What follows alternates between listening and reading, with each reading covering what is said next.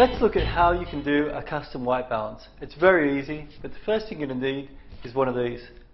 A true grey or a true white card. You can buy them from your local retailer. They're anything from $10 up to $30, and it really is worth having one of these.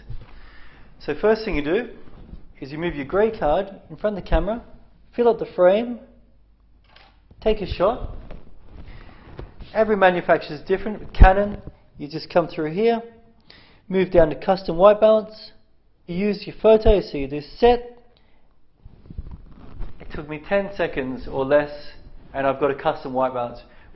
Now once we've got the custom white balance in there, let's take a shot on auto white balance. Now the white balance at the moment, under these lights are rated at 5,500 Kelvin. They're photographic lights, so it's a pretty easy thing to meter. So we'll just shoot through, get a shot here. So there's our auto white balance. Now let's start to run through the other settings and see the changes it makes to the shots. So first one I'm moving to is Sony. Now Sony is rated at 5,200. Not very much different from 5,500. So we'll take a shot, and we shouldn't see much difference through our shot here. There we go. Now as we move along, next one we move to is shade. Now shade is rated at 7,000 Kelvin. Because the camera thinks it's a lot hotter, in essence a lot bluer, so then it adds red to your photos.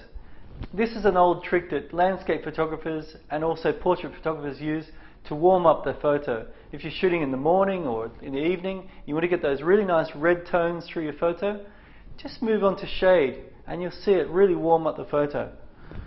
So we'll move along now to cloudy. Cloudy is rated about 6,000, which in essence does warm up your photo as well. We're shooting at 5,500. Because it's 6,000, it's above, it's going to think it's hotter, so it still adds some red into it. So you can use your cloudy to warm up your photos as well.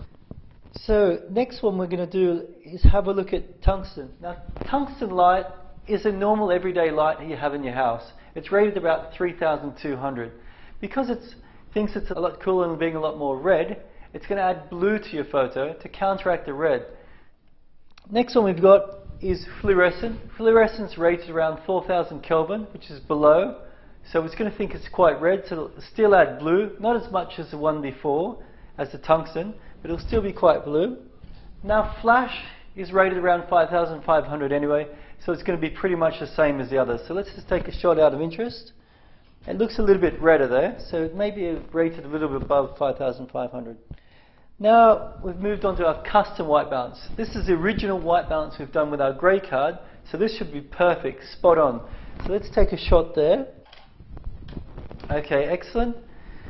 Now we'll move on to our Kelvin. Now with the Kelvin, you can dial in the Kelvin level yourself. I'm going to start first of all on 5,500, which is what these lights are rated at. So we'll move up to 5,500. So that's a shot around 5,500. We'll have a look at that, see how it goes. Now I'm going to move the Kelvin to the highest level we can, around about 10,000. Now because it's so high, the camera will think it's a really sort of hot shot, really blue, so it's going to add a lot of red to the photo. Now I'm going to move the Kelvin down to the lowest level we can, so we'll just move that through. At 2,500, the camera thinks it's really warm, meaning red, so it starts to add a lot of blue to it to try and counteract that red to get it to your white level. So there you have it. There's many different ways you can change your white balance easily on your camera.